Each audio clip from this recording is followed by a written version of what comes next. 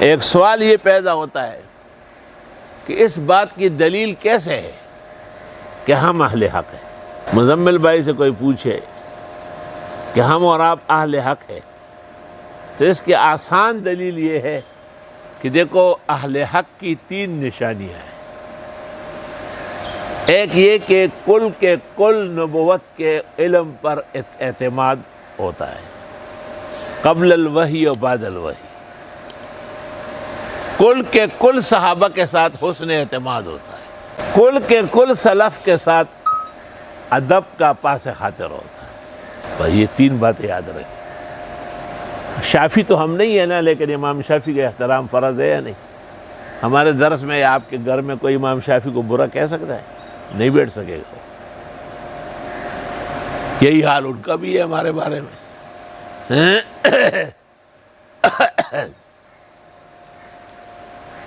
تو 3 نشانیاں جن میں پائی گئی، اب دیکھو مثلا روافض ہے تو وہ کہتے ہیں کہ ایک قرآن کا ظاہر ہے جس میں صحابہ کی تعریف ہے، ایک قرآن کی حقیقت اور باطن ہے، اس میں ہے کہ صحابہ مسلمان ہی نہیں۔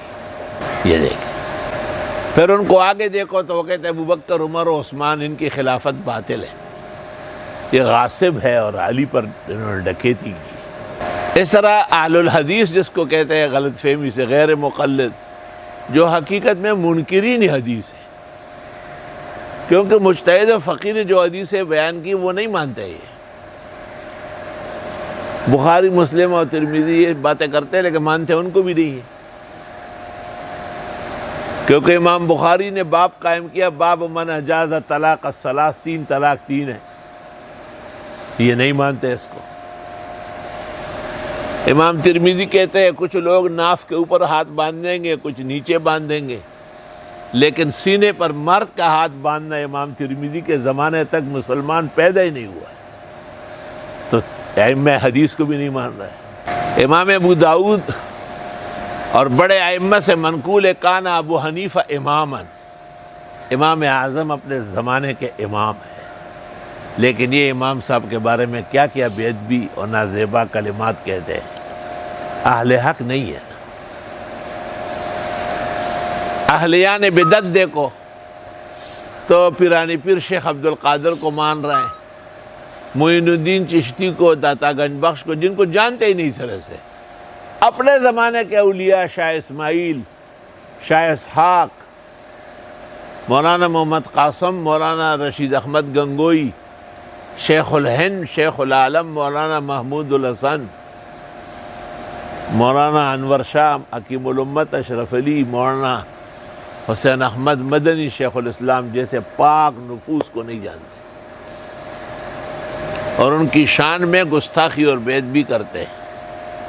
احمد رضا خان ایک جگہ لکھتا ہے، میں ان کو یزید کی طرح سمجھتا ہوں، خود کافر نہیں کہوں گا، کوئی کہے تو منع نہیں کروں گا، باقی غلام احمد، خلیل احمد، رشید احمد، جس نے ان کے کفر میں شک کیا وہ بھی کافر ہے۔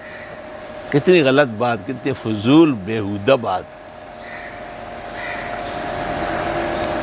تو یہ بھی ایک پیمانہ ہے کہ یہ کہنا کہ ہم اہل حق ہے، کیونکہ ہم آن لائن تفسیر پڑھاتے ہیں، ہم اہل حق ہے، ہمارے یہاں نظام تعلیم سلف کا پابند ہے، ہم اہل حق ہے، ہم قرآن و سنت اور فقہ کے ماننے والے ہیں، یہ ایک تفصیلی جواب ہے۔ تفصیل سے پہلے اجمال مناسب ہے۔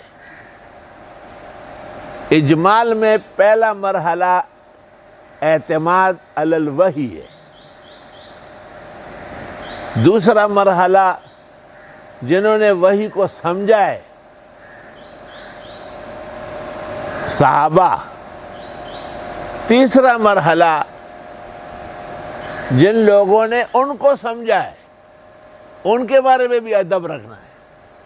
اگرچہ ہمیں امام شافعی، امام احمد ابن حنبل، امام مالک کے بہت سارے مسائل سے اتفاق نہیں ہے، مگر ان کا اہل حق ہونا ہمارے یہاں مسلم ہے۔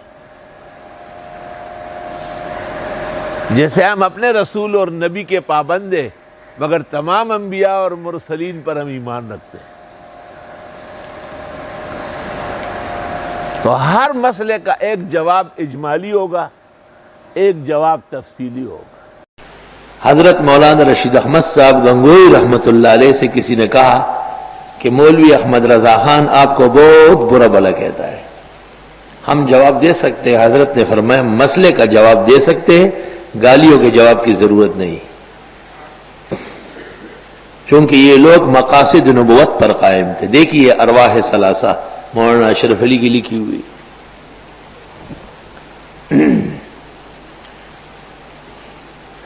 حالانکہ ان کے اخلاق یہ ہے کہ وہ تقویت الایمان کو تفویت الایمان کہتا تھا، تفویت الایمان۔ مولانا اشرف علی صاحب کو جوجا کہتا تھا، جوجا۔ مولانا حسین احمد مدنی کو مبتدئین فیض آبادی کہتے ہیں، اور ٹانڈوی، کیونکہ ان کی زبان پر شیطان مسلط ہے، اور اہل حق کی زبان حق کی ترجمان ہے۔ وہ ایک شخص کو کتے نے کاٹا تھا نا، تو رات کو کراہ رہا تھا، فریاد کر رہا، چھوٹی بچی تھی، ابو جی کیا ہے؟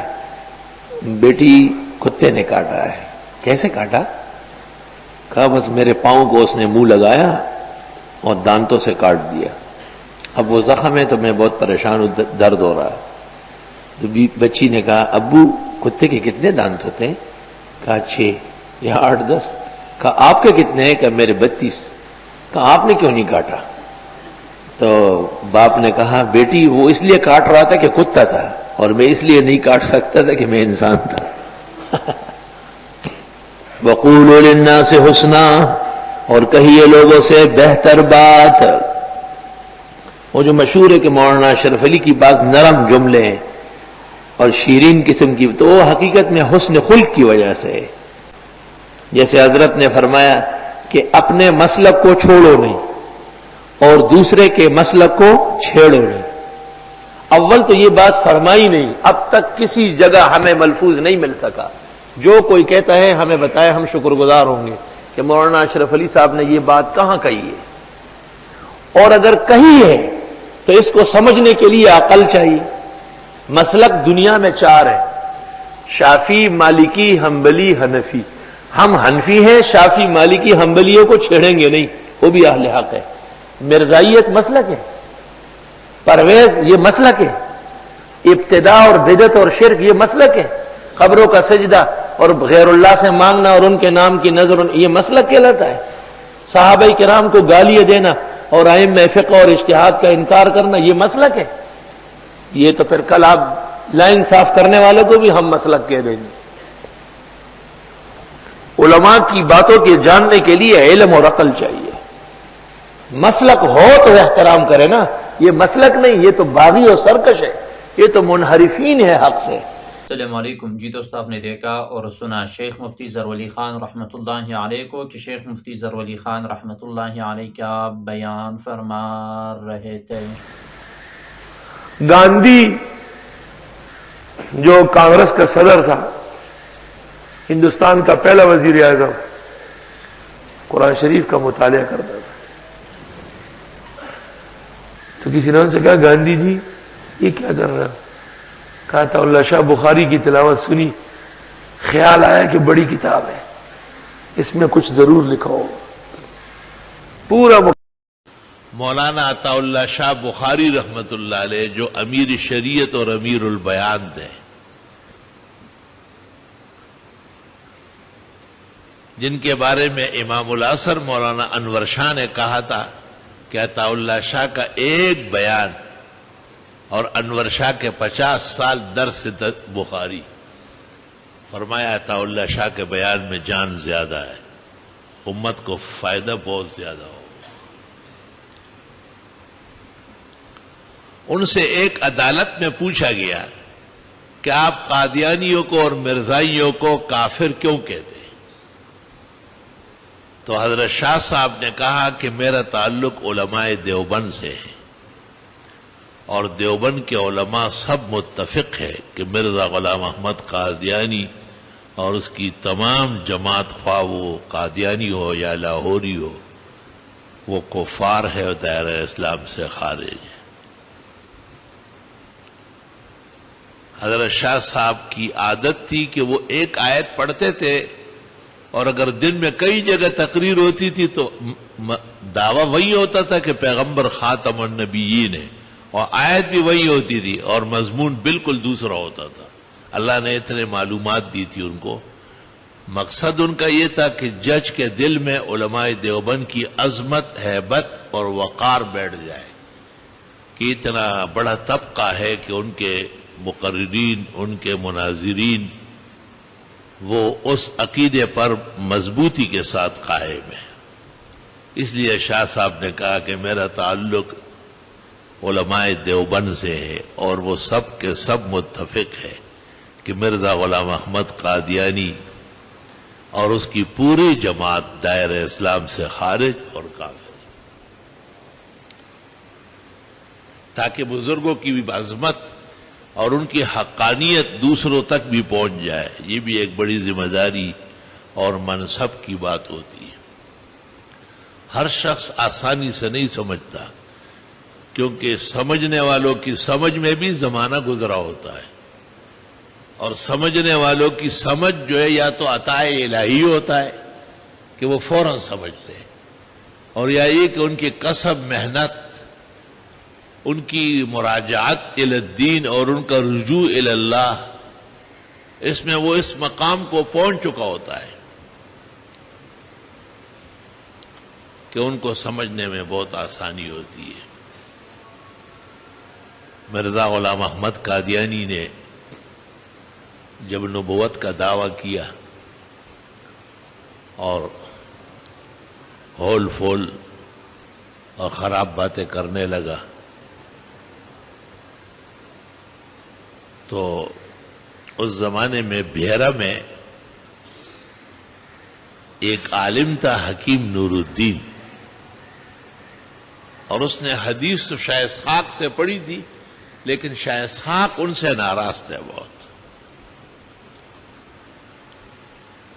اس زمانے میں یہ دستور تھا کہ طالب علم جب دور حدیث کر کے فارغ ہوتے تھے تو بس آخری سبق کے بعد طالب علم بستر باندھ چکے ہوتے، چلے جاتے۔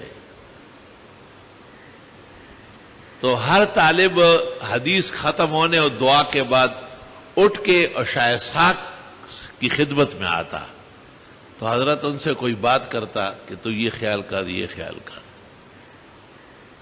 یہ تو اول اٹھ نہیں رہا تھا، اور لڑکوں نے کہا کہ اٹھ جاؤ نا، آخری دن ہے استاد سے ملنے کا۔ تو یہ بڑے بادل ناخواستہ اٹھا اور شاہ صاحب کے پاس آ کے بیٹھ گیا۔ حضرت شاہ صاحب نے بھی منہ موڑ لیا اس طرح۔ کچھ دیر بیٹھا رہا اور پھر یہ اٹھ کے چلا گیا۔ مرزا غلام احمد قادیانی نے جب نبوت کا دعویٰ کیا اور انگریزوں نے اس کو اپنا منصب حوالے کیا کہ یہ کام ہمارا آپ نے ہندوستان کے طول و عرض میں کرنا ہے، تو یہ ایک دفعہ اس کا اعلان کر گیا باقاعدہ کہ میں بھی یہ سمجھتا تھا کہ ہمارے نبی آخر الزمان ہے اس معنی میں کہ آپ کے بعد کوئی نبی نہیں آئے گا، لیکن مجھے بہت حیرت ہوئی کہ اللہ تعالیٰ نے اس صدی میں مرزا غلام احمد قادیانی کو نبی بنا کے بھیجا ہے۔ تو شاہ اسحاق کو پتہ چلا وہ زندہ تھے ابھی۔ ان سے بعض لوگوں نے کہا کہ یہ کیا وجہ تھی، یہ اٹھ نہیں رہا تھا اور آپ نے ان کی طرف دیکھا بھی نہیں، نہ کوئی نصیحت کی۔ تو آپ نے کہا ہر انسان جب علم مکمل کرتا ہے اس پر ایمان اور علم کا نور بڑھتا ہے، لیکن اس کو میں دیکھتا تھا کہ جیسے جیسے اسباق ختم ہو رہے تھے اس پر کفر کی سیاہی پھیل رہی تھی، اور آخری دن اس کا چہرہ بالکل جہنمیوں کا چہرہ تھا۔ تب جا کر کے اس نے مرزا غلام احمد قادیانی کا خلیفہ اول ہونے کا قباحت و غلاظت حاصل کی، اور ابدالآباد کے لیے جہنمی ہوا ہے۔ اپنے حق معیار کے ساتھ اور محور کے ساتھ آدمی ڈٹا رہا ہے۔ ہمارے یہاں ایک شخص تھا، وہ نماز نہیں پڑھتا تھا، جب مسجد سے گزرتا تھا نمازی دیکھ لیتا تھا، اے بھائی 10 روزگار خیل جمع شوی تھی، یہ کیا بے روزگار جمع ہوئے، کوئی کام نہیں ان کا۔ ایک دفعہ میں نے کہا یار فوت ہو گئے لیکن اچھے عمل میں تو نام لے سکتے ہیں. میں نے کہا اکبر لالا نماز میں کیسے آیا ہو آپ کو پتہ نہیں. میں نے عبد الباسط کا کیسٹ سن لیا. میں نے کہا تمہیں کیا فائدہ ہوا؟ کہ بس دل نے کہا آج کے بعد نمازیں پڑھوں گا. مرتے دم تک قضا نہیں کی. عبد الباسط کی کیسٹ سن کے وہ تو دلوں کو سینوں کو پھاڑ دیتا ہے. بالکل میں کوئی شک نہیں. زمانے حال میں پورے عالم میں قرآن پڑھنے والا ایسا کوئی پیدا نہیں ہوا ہے جو عبد الباسط تھا. چیلنج کے ساتھ ان کی تلاوت یہود و نصارہ کو سنائی گئی اور وہ یہودیت و نصرانیت سے تائب ہو چکے, توبہ کر چکے. گاندھی جو کانگریس کا صدر تھا, ہندوستان کا پہلا وزیر اعظم, قرآن شریف کا مطالعہ کرتا تھا. تو کسی نے ان سے کہا گاندھی جی یہ کیا کر رہے ہیں؟ کہا تھا